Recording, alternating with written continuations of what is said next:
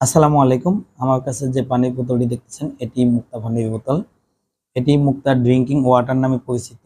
এটি সমাজ কল্যাণ মন্ত্রণালয়াধীন প্রতিবন্ধী সুরক্ষা ট্রাস্ট এর মাধ্যমে সুইডিশ একটি কারিগরি সহায়তায় গাজীপুরে এই কারখানাটি তৈরি হয়।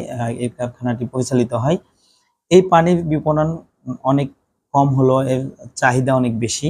যেহেতু এটি ২ লক্ষ লিটার এটি চাহিদা রয়েছে। কিন্তু এটির উৎপাদন ক্ষমতা রয়েছে আমাদের মাত্র ৫০,০০০ লিটার। এই পানিটির যে বিপণন আ অর্থ আয় হয়, এটি সম্পূর্ণ প্রতিবন্ধীদের কল্যাণে ব্যয় হয়। এই পানির বোতলগুলো আপনি চাইলে ৩০০ আ গ্রাম থেকে শুরু করে ৩০০, ৫০০ গ্রাম, ৬০০ গ্রাম এবং ১ লিটার, ১.৫ লিটারের জার, এমনকি এর ৫ লিটারের জারও রয়েছে।